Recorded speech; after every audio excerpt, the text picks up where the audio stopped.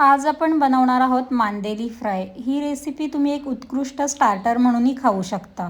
तर आता आपण अगदी साध्या सोप्या पद्धतीने एक मांदेली कुरकुरीत फ्राय कशी करायची ते बघूयात। सगळ्यात आधी इथे आपण मांदेली स्वच्छ साफ करून ती धुवून घ्यायची आहेत। त्यानंतर आपण त्याच्यावर आलं लसणाची पेस्ट घालून घेतलेली आहे आणि कोकम आगळ घातलाय। आपल्याकडे जर कोकम आगळ नसेल तर आपण लिंबाचा रसही घालू शकतो। त्यानंतर आपल्याला यावर हळद घालायची आहे, लाल तिखट घालायचं आहे। आपल्याकडे धणे पावडर असेल तर आपण तीही घालू शकतो। त्यानंतर आपण यामध्ये चवीनुसार मीठ घालून घ्यायचं आणि सर्व छान एकजीव करून घ्यायचं आहे। याला जास्त मसाल्यांचीही गरज नाही लागत, फक्त हळद लाल तिखटामध्येही काम होऊन जातं।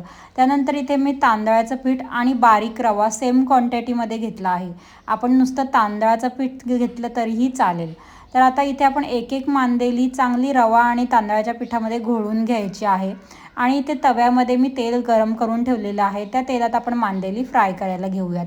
तर इथे आपल्याला एक एक करून सर्व मांदेली सोडून घ्यायची आहेत तव्यात आणि गॅसची फ्लेम आपल्याला मीडियम आचेवर ठेवायची आहे। एकदम जास्त फास्टही नाही ठेवायची आणि मीडियम आचेवरच मांदेली छान कुरकुरीत होईपर्यंत दोन्ही बाजूने फ्राय करून घ्यायची आहेत।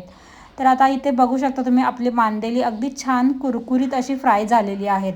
आपल्याला जर स्टार्टरमध्ये खायचे असेल तर आपण यापेक्षाही जास्त कुरकुरीत करू शकतो। मला वरण भातासोबत तळलेली मच्छी खूप आवडते, म्हणून मी आज ही मांदेली फ्राय वरण भातासोबत खाणार आहे। मला जर नुसती खायची असली ना की मी यापेक्षाही कडक कडक करते, मग खायला अजून जास्त मजा येते। तुम्हीही अशा पद्धतीने कुरकुरीत मांदेली नक्की फ्राय करून बघा आणि तुम्हाला आपली आजची